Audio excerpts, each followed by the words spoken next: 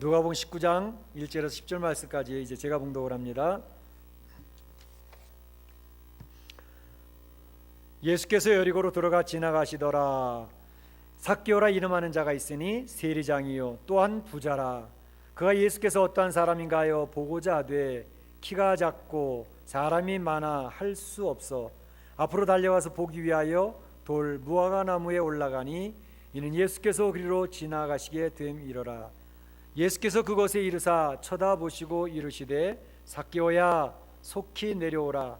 내가 오늘 네 집에 유하여 하겠다 하시니 급히 내려와 즐거워하며 영접하거늘 무사람이 보고 수군거려 이르되 저가 죄인의 집에 유하로 들어갔도다 하더라. 삭개오가 서서 주께 여짜오되 주여 보시옵소서. 내 소유의 절반을 가난한 자들에게 주겠사오며 만일 누구의 것을 속여 빼앗은 일이 있으면 네 갑절이나 갚겠나이다. 예수께서 이르시되 오늘 구원이 이 집에 이르렀으니 이 사람도 아브라함의 자손임이로다. 인자가 온 것은 잃어버린 자를 찾아 구원하려 함이니라. 아멘. 이 시간에 우리 시온 찬양대 하나님 찬양했겠습니다.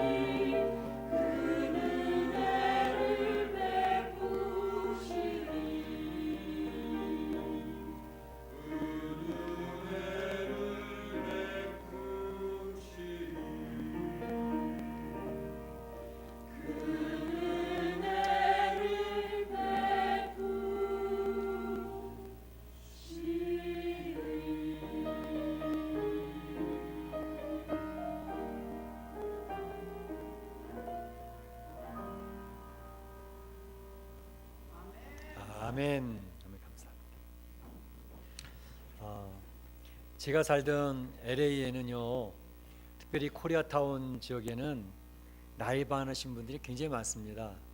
그래서 우리 한인 커뮤니티 사이에 평균 연령이 80대입니다.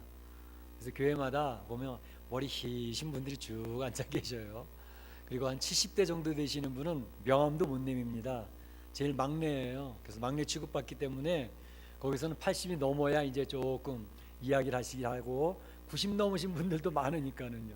제가 이번 주간에도 90 넘으신 분이랑 통화했는데 이제 내가 막 91입니다. 그렇게 얘기를 하시더라고요.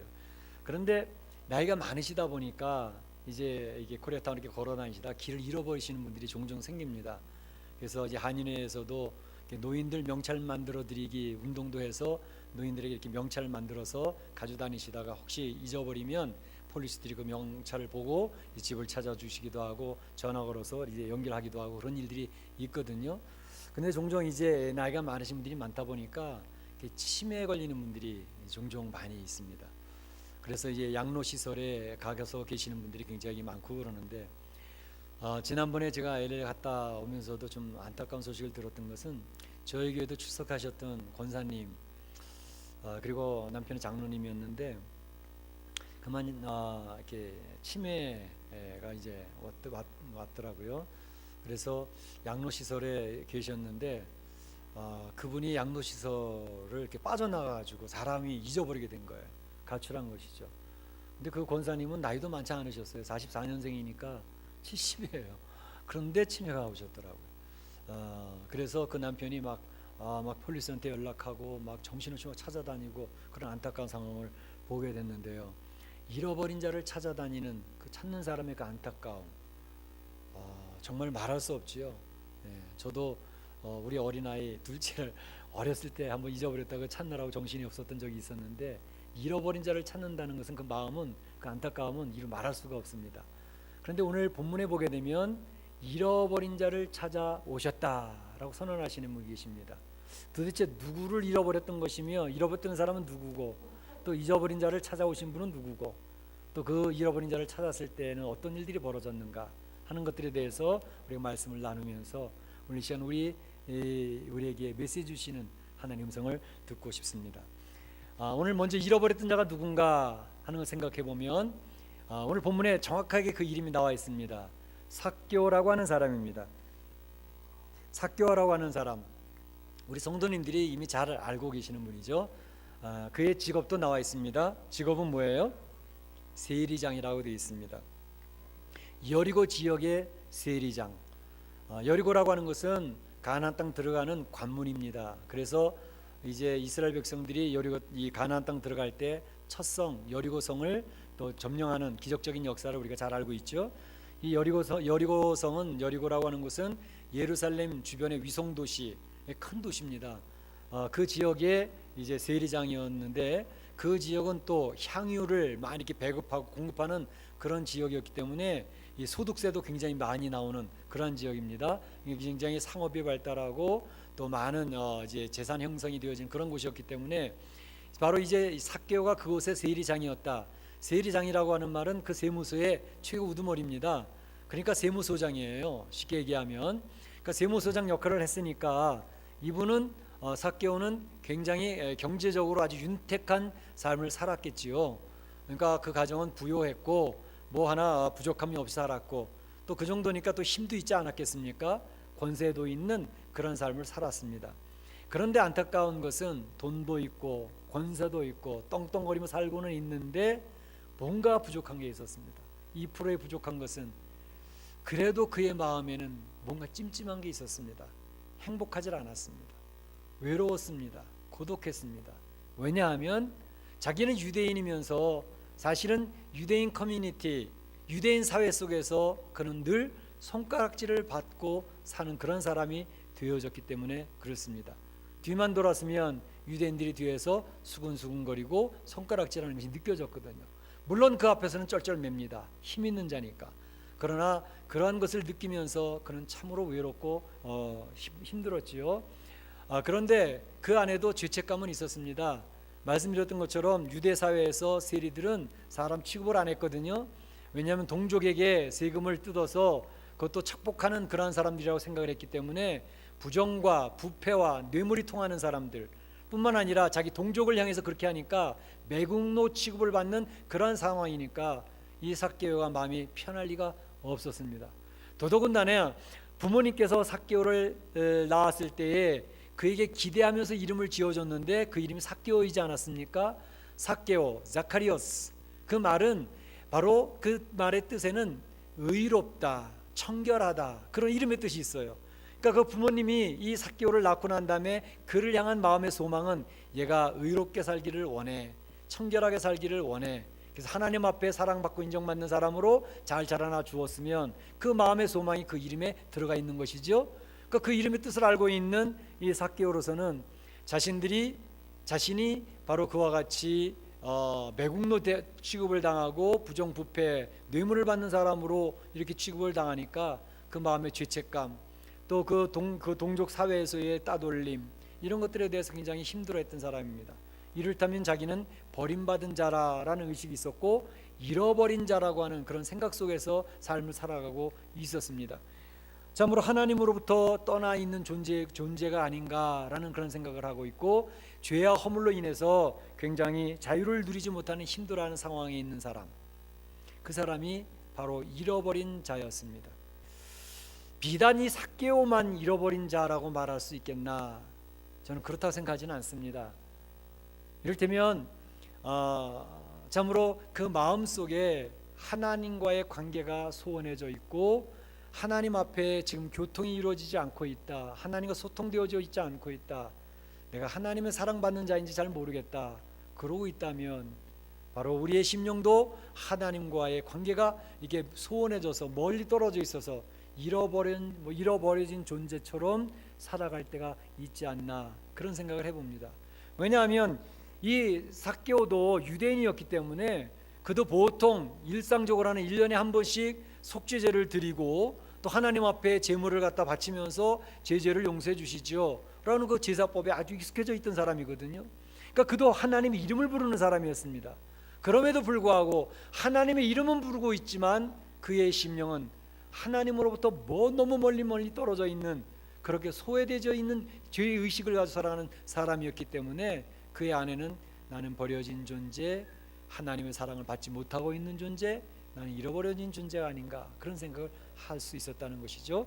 그런데 그런 모습은 사실 우리가 이렇게 예배를 드리고 하나님 앞에 나와서 이렇게 예배를 드리면서도 그런 심령이 있을 수 있겠다라는 생각을 해봐요. 우리가 예배를 드리잖아요, 주일날 와서. 그런데 예배를 1시간이나 드리고 가는 거예요. 11시부터 12시까지 예배 드리고 오늘 목사님 설교 듣고 또 아는 사람들 보고 인사하고 그러고 돌아갔어요. 근데 예배 드렸는데 내 마음속에는 주님과 교제했다라는 생각이 없어요. 주님과 소통했다고 하는 그런 것이 없어요.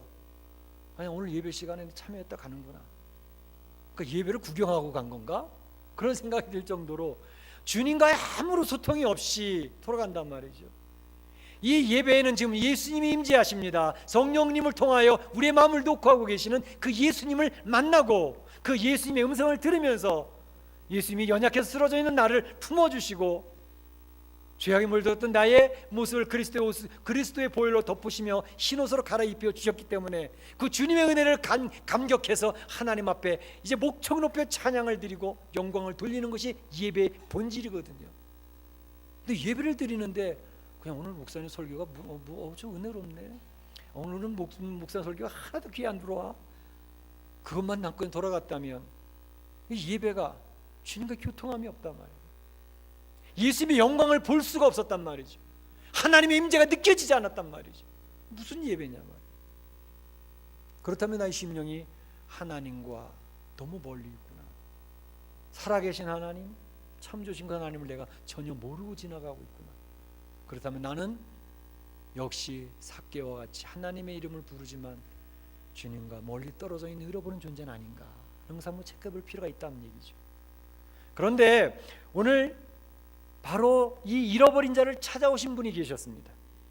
삭개오의 그 고독하고 힘들어하고 있는 그를 찾아오셨는데 5절에 보니까 예수께서 그곳에 이르사, 예수께서 그곳에 이르사, 예수님이 찾아오셨습니다. 삭개오를 향하여. 예수님의 사역의 특징은 여러 가지 있지만 그 특징적인 사역 중에 하나가 뭐냐면 찾아오시는 사역입니다. 찾아가시는 사역이에요. 잃어버린 자를 찾아서 열심히 찾아가시는 주님의 사역, 그게 예수님의 특징이거든요. 보세요. 사마리아 성의 수가성, 그곳에 잃어버린 여인이 있었습니다. 한평생을 살면서 남편이 5이나 있었으니 그 인생이 얼마나 힘들었겠습니까? 그 인생이 뭐 행복했겠습니까? 그래서 그는 많은 사람들 앞에 따돌림을 당했고 다른 사람이 손가락질이 싫어서 다른 여인들이 주로 오지 아니하는 낮 뜨거운 점심때 와서 거기서 우물물을 길어가지고 물을 길어가는 그런 여인이었죠. 그런데 예수님은 그 여인을 찾아가시지 않습니까? 보통 유대인들은 사마리아를 통과하지 않습니다. 사마리아 사람들이 유대인을 하도 싫어하는 걸 알기 때문에 웬만하면 돌아서 가죠. 남쪽에서 북쪽 올라갈 때도 그렇고 북쪽에서 남쪽으로 예루살렘 내려올 때도 그렇고 이렇게 삥 돌아서 간다고요.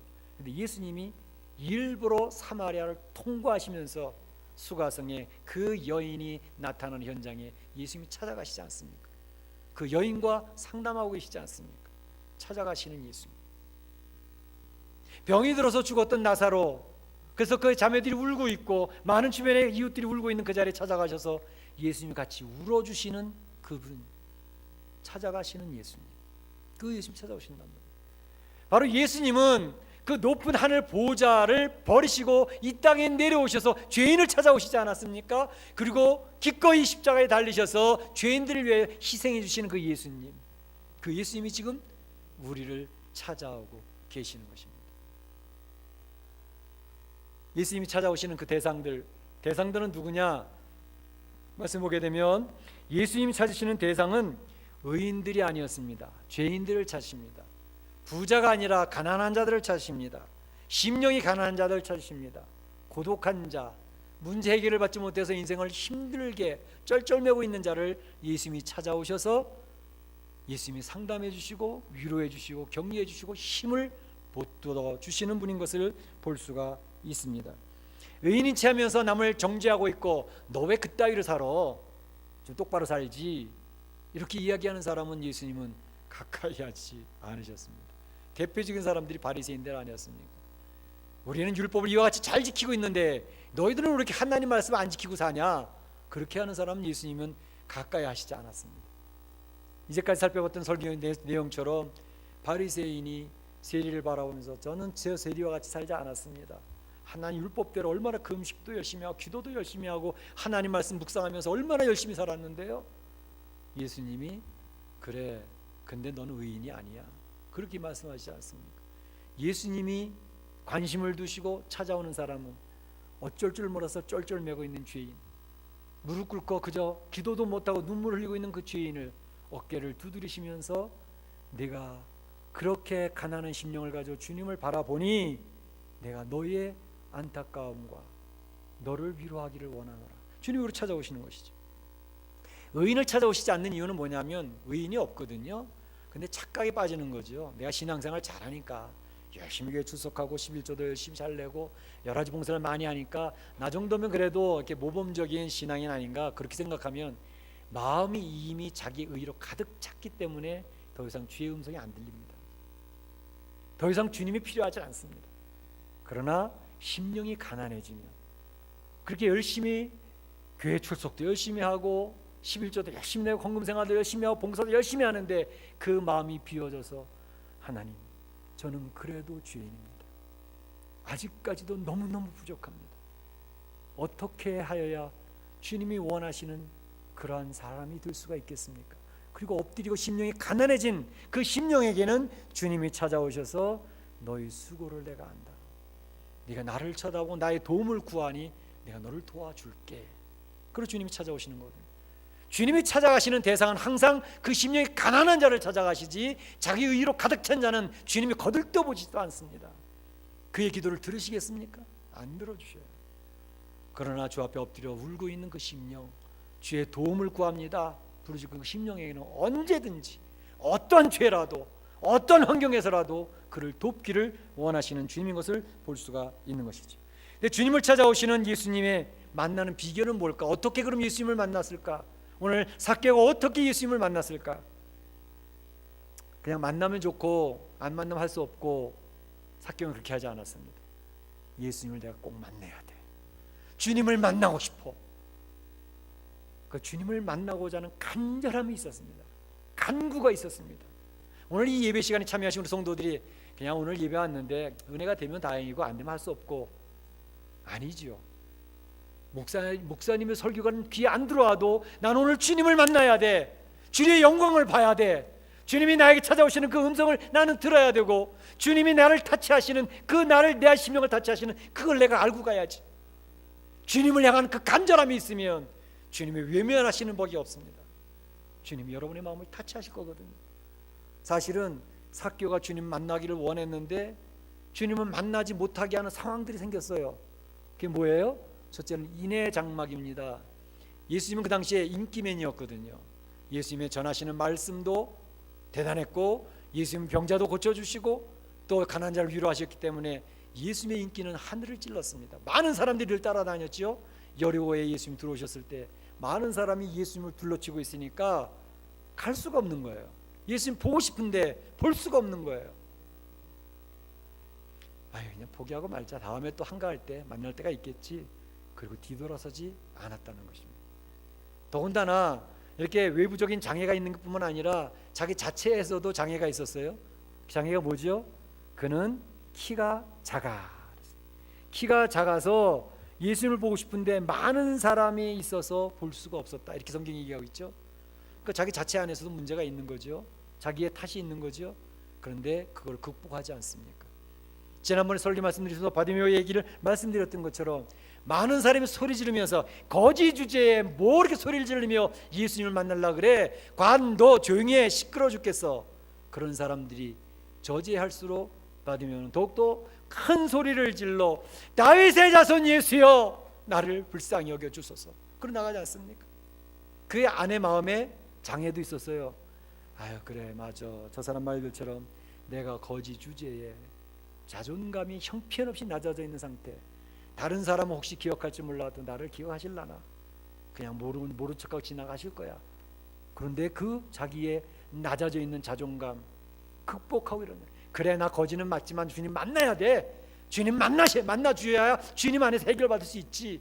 그 간절함이 주님이 그를 찾아오시고 만나주시지 않습니까? 오늘 삭개오는 바로 그 간절함을 가지고 이제 포기하고 돌아가는 게 아니라 어떻게 했어요?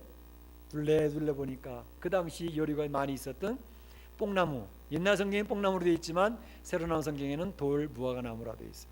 돌 무화과나무, 이거는 한 5m 이상 자라는 튼튼한 나무입니다. 또 올라가기도 쉽게 되어져 있는, 가지 붙들고 올라갈 수 있는 그런 나무였습니다. 삭개오는 포기하지 아니하고 그 나무에 올라갑니다. 올라가서 쫙 보니까 예수님이 딱 시선에 들어오는 거예요. 바로 이러한 간절함이 있을 때에 주님을 만날 수 있고 장애를 뛰어넘어야 주님이 음성이 들립니다. 주님이 나를 찾아오시는 것을 내가 경험하게 되는 것입니다. 절대 포기하지 마시고 주님을 나는 만나야 돼. 간절함을 가지고 주 앞에 엎드리시기를 바랍니다. 그런데요, 주님이 시선에 삭개오가 딱 들어왔을 때 주님의 음성이 들려졌습니다. 주님이 삭개오를 바라보면서 삭개오야 내려와라. 내가 오늘 네 집에 유하여야 하겠다. 삭개오야 내려와라. 내가 오늘 네 집에 가서 너하고 같이 교제하고 싶어. 이렇게 말씀하시는 거죠. 삭개오가 그 말을 들었을 때 어떠했을까? 삭개오하고 예수님하고 구면이었을까요? 이름을 얘기하시는 거 보니까 구면이었을까요? 저는 아니라고 생각해요. 왜냐하면 삭개오가 예수님을 만났던 사람 같으면 그렇게 예수님 얼굴 보고 싶어서 발버둥 치지 않았을 거라고. 그 전에 봤었는데 뭐. 삭개오는 예수님 본 적이 없어요. 예수님 보고 싶어가지고 그 예수님 얼굴 보려고 무화과나무까지 올라가지 않습니까? 그런데 놀라운 사실, 물론 삭개오는 많은 주변의 사람들을 통해서 예수님이 어떤 분이신지, 어떤 일을 행하셨는지, 얼마나 귀한 말씀을 전하셨고, 얼마나 많은 병자들을 고치셨고, 연약한 자들을 돌봐주셨는지 소문은 잘 들어서 알고 있죠. 그런데 그가 예수님을 딱 보는데 예수님이 말씀하시기를 삭개오야, 그 이름을 부르시는 거예요. 한 번도 만난 적이 없는 초면인 예수님이 자기의 이름을 불러내시는데 그의 가슴에 심장이 쿵쾅쿵쾅 막 뛰는 거죠. 예수님이 내 이름을 알고 계셨단 말이야. 너무 놀라운 사실이죠. 오늘 이 시간에 이 예배드리고 있는 우리 사랑하는 성도들의 이름을 우리 예수님이 아시겠습니까? 모르시겠습니까? 아실까요? 모르실까요? 아시지 않겠습니까? 중요하신 그 전능하신 하나님 아시지 않겠습니까? 우리 복음성 찬양 이런 게 있습니다. 내 이름 아시죠? 내 모든 형편도 아바라 부를 때 그가 들으시죠. 그 하나님이, 그 예수님이 나의 이름을 아시고 나의 이름 석자를 아시고 불러주신다는 사실입니다. 내 형편도 아시는 그 주님이 우리의 소원을 듣고 계신다는 사실을 꼭 기억하시기를 축복합니다. 주님을 붙드시길 바랍니다. 예수님을 만나는 장면에 어떤 일들이 있었습니까? 예수님을 만나는데 삭개오는 그 감격을 이렇게 표현합니다. 그가 급히 내려와 즐거워하며, 급히 내려와, 뭐가 후다닥 튀어내려오는 거죠. 예. 이젠 체면이고 뭐가 없습니다. 주님 만나니까 너무너무 즐거운 거예요. 주님 앞에 엎드려 주님 앞에 나아갑니다. 우리를 찾아오신 주님을 만난 이 삭개오에는 기쁨이, 샘솟는 기쁨이 쫙 올라오는데 이루 말할 수 없는, 많은 돈을 벌었을 때도 갖지 못했던 그 기쁨, 권세를 누릴 때도 갖지 못했던 그 기쁨, 주님 앞에 사랑받는다고 하는 것을 인식하면서 누렸던 그 기쁨, 이건 엄청난 것이었습니다. 우리 예수님은요, 이 인생을 살아가면서 힘들어하는 성도들을 찾아오시는데 찾아오신 목적을 분명히 얘기하고 있습니다. 수고하고 무거운 짐진 자들아 다 내게로 오라. 내가 너희를 쉬게 하리라. 우리를 불러주신 것은 이거 하지 마라 저거 하지 마라 너 이렇게 해야 돼, 우리를 제한시키고 우리를 종처럼 만들기 위해서 예수님 불러주신 게 아니고요, 예수님 복음 안에서 우리를 편히 쉬게 하시고 안식을 누리게 하실 목적으로 우리 성도들을 택해내시는 것입니다. 그리고 지금도 내 안에서 쉬라고 이야기를 하고 계시는 것이죠. 항상 기뻐하라, 이는 그리스도 예수 안에서 너희를 향하신 하나님의 뜻이니라 말씀하시죠. 데살로니가서 5장 16절에 하나님 우리에게 원하시는 것은 우리 성도들이 예수님 안에서 쉬기를 원하고 기뻐하시기를 원하고 즐거워하기를 원하시고 성도들이 하나님 안에서 행복하기를 원하셔요. 주님을 만나면 여러분은 행복해집니다. 남편에게 받지 못했던 사랑을 받습니다. 아내에게 받지 못했던, 세상에서 누리지 못했던 사랑을 주님께 받으면서 말할 수 없는 행복 가운데 살아가게 됩니다. 그리고 하나님 나라를 이 세상에 살면서도 누립니다. 주님과 교통함을 통해서. 바로 그것을 삭개오가 발견한 것입니다. 이 주님을 만나고 나니까 그가 바뀝니다. 삶이 변화됩니다. 어떻게 해요? 주님, 다른 사람들이 죄인이라고 손가락질하고 우리 죄인의 집에 들어간다고 수군수군 대는데도 주님은 전혀 개의치 아니하고 우리 집에 찾아오셨네요. 너무 감사합니다. 주님 너무너무 좋습니다. 이제 제가 내 소유의 절반을 다 팔아서 가난한 자들에게 주겠습니다. 그리고 내가 강제로 누군가의 재산을 빼앗은 일이 있다면 그 빼앗은 것에 4배로 4times 4배로 해서 갚아주겠습니다. 그의 호주머니가 회개를 하기 시작하는 겁니다. 세상 사람들이 가장 중요시하는 물질의 신, 그것을 회개하면서 주님 앞에 나오고 있는 것을 볼 수 있습니다. 예수님 만나는 것의 특징은 뭐냐면 변화입니다. 예수님 만난 사람들에게는 변화라고 하는 특징을 통해서 구원받은 자의 증거, 그 프루프가 되어지는 것이, 열매 있는 삶이라는 게 바로 그런 겁니다. 물론 이런 물질적인 것뿐만 이런 거는 뿐만 얘기하는 게 아니고 제일 먼저 변화되는 것은 우리의 생각이 바뀝니다.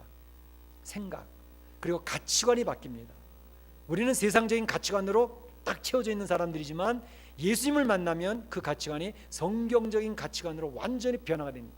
사람이 개조가 되는 것이죠. 그러면서 그의 행동이 바뀌기 시작을 합니다. 어떤 사람은 빨리 바뀌는 경우도 있고 어떤 사람은 한평생을 거쳐서 바뀌어지는 경우도 있습니다. 그러나 분명한 사실은 그의 생각이 바뀐다는 거예요. 그래서 얼굴이 늘 굳어져 있던 사람이요, 예수님 만나면 얼굴이 아주 부드러워집니다.